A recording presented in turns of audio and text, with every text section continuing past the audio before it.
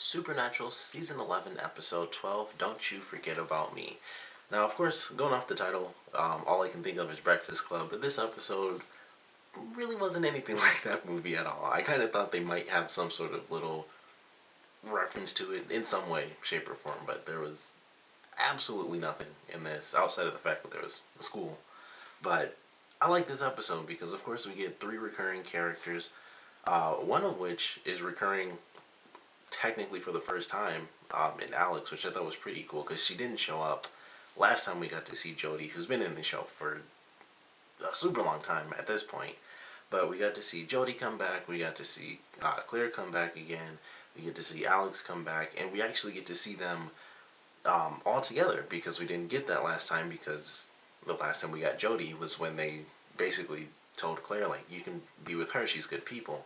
So we actually got to see their family dynamic, and it was actually kind of cool. Things were kind of weird. It's like we have these two daughters, both of which all three of these women are involved in obviously all the craziness going on in the series. So we have Jodi, who's taking the place as the mother. She's also the sheriff, so she's got like a lot of responsibilities now. We have Alex, who in the beginning of this episode is just living the life. It's like she has like the great high school life and stuff like that. She's super happy and everything's fine compared to before when she was almost like a zombie, really. She was under like the control of these vampires and she did whatever they told her to do. And we see her and it's like she's just happy-go-lucky, everything's fine.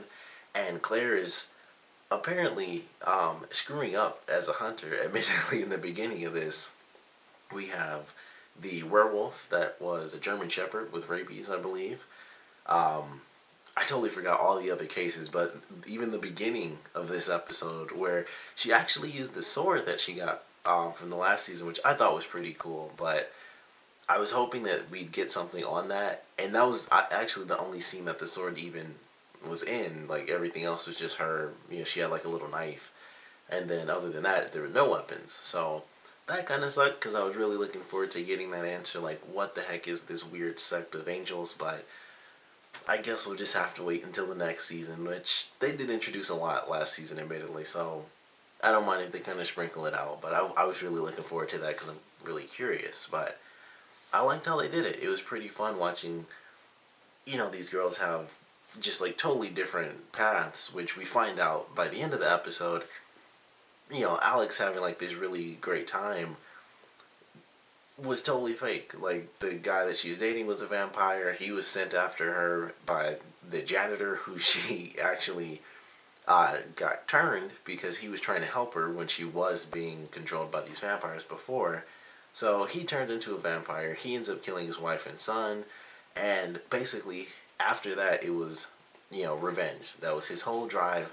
And he gets his revenge at the end of this. And I love the way that he did it because I think this is probably, with it being vampires, I think vampires and ghosts in general, most stuff, honestly, in this show, it's hard for them to do some different stuff in it. And I think they actually did something interesting with this specific vampire, because normally vampires are just like, oh, we just eat people, we're a nest, or if there's only like two or three, it's always the same thing. It's like they just kill a bunch of people because they're vampires. This one I enjoyed because even though he was a vampire, he did do things a little bit differently. He still had his things where it was like, oh, he took a couple people because he needed to feed, but that wasn't really the drive of the actual episode. It wasn't like, oh, people are disappearing, we should investigate this. It was the end game. I mean, it was ultimately a part of it, but the end game is what we got, and I really like that because it's like, all right, still just a vampire, but at least the drive was a little bit more than I'm a vampire, I'm the bad guy. He was going directly after Alex because she was the one that got him turned. She was the one that caused that to happen, so he, killed his family, and now he wants revenge, and so he let her have a better life because, they even talk about it. Early on in the episode, Jodi mentions, like, it was a rough start there, but then things kind of picked up. And then we find out at the end, it was just a rough start, and the only reason it picked up was because of this crazy revenge plot that this vampire guy had. And I thought that was cool. It was a nice little twist. It still fairly minor, because ultimately it was still just a vampire trying to kill somebody, but you can boil anything down in Supernatural to this thing's trying to kill that thing, so it's not fair to really do that. But I enjoyed that aspect of it. It was nice to see this vampire had a crazy plan. It was like a crazy mental plan where it's like, we build you up and make your life super great and then tear you down piece by piece. And he started with the simplest thing. It's like, I'm going to kill her favorite teacher. That's like some insane, like, evil genius type stuff where it's like, the first step is kill your favorite teacher. That's such a weird thing, but that's what made me like that aspect. It was like he was doing even the smallest thing so that he could, get rid of, torture Alex before actually killing her off.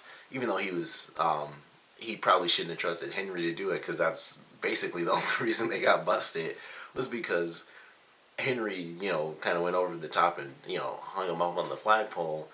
And I can't remember the actual guy's name that was going after Alex, but he didn't help himself either, because he was just saying 15 times every time, when they first interviewed him.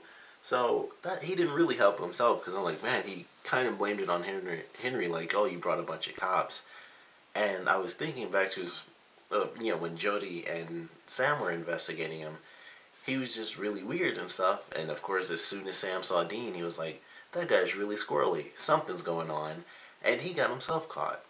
So I thought that was kind of interesting, actually. It was like, if he kind of played it cool, at least in some regard, even if they had a bunch of questions, nothing would have happened. They would have just thought, oh, he's just the janitor. He doesn't really know anything, but he was acting super freaking weird.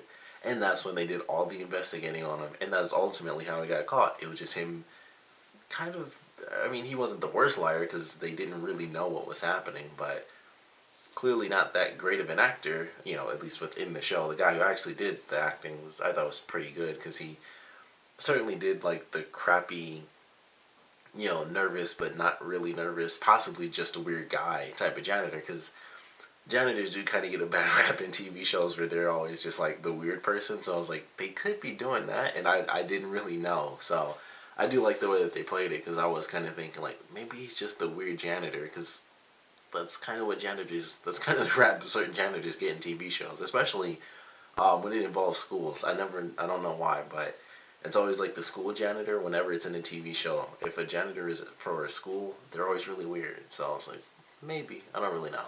But I certainly like what they did with it. It was a pretty good action episode, especially towards the end, just the way they had some of the scenes. Some stuff was really weird at the end. Like, they had, like, Sam and Dean showing up so incredibly late to everything that happened was really weird. And there's some other stuff that happened, like when Jodi got attacked. As a sheriff, as a cop in general, you would assume she'd have her gun on her at all times.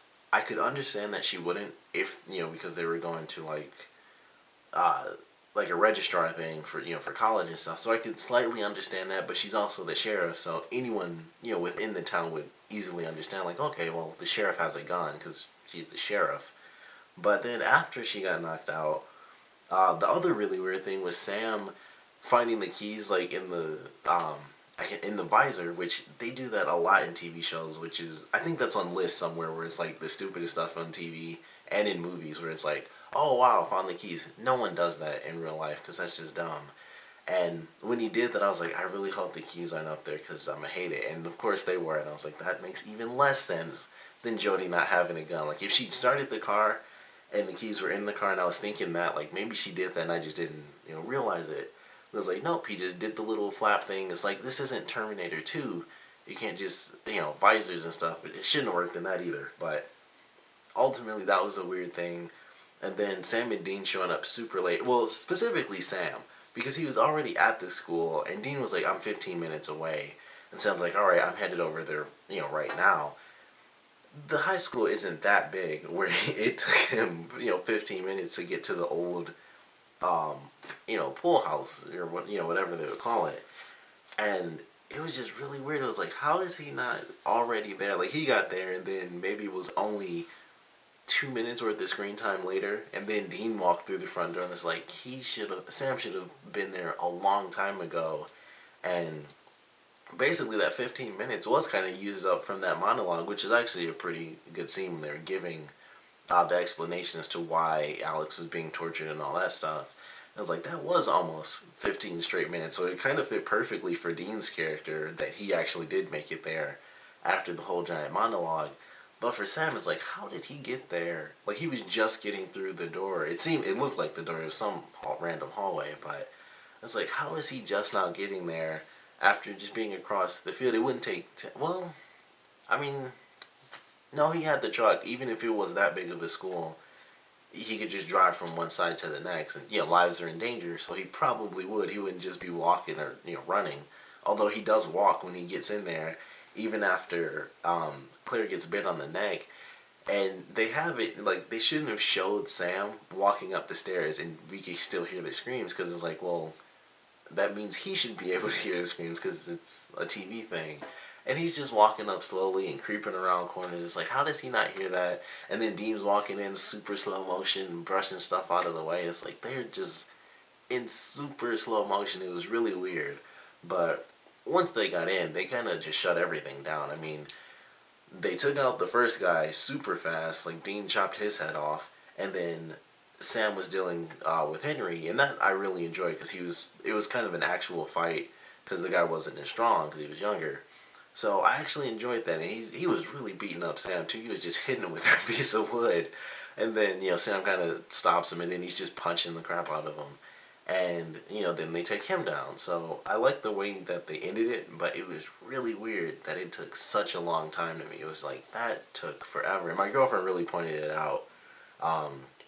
Especially with the screaming, because as soon as they showed it, I was like, he's still walking, and then she actually said it out loud, like, yep, we had a lot of, basically all the same problems, we both saw them at the same time, and it was like, this is really weird that just certain stuff is happening. Jodi not having a gun on her, the keys thing, which I just hated that. I hate that in general. Whenever that happens on TV, it's like, no one does that. If they picked up a rock and it had a key in it, people do the fake rock thing all the time. If there was a secret key hidden, under the inside of the body of the car, like near the tire, people do that as well with the little magnetic things on the inside of cars. That type of stuff, I completely understand. But just a sheriff, the sheriff just puts her extra keys just right in the little visor, like that I don't like, just in general. So that bugged me a lot. And then the Sam and Dean just walking. Sam getting there so late was really weird to me. That's what really stood out even more than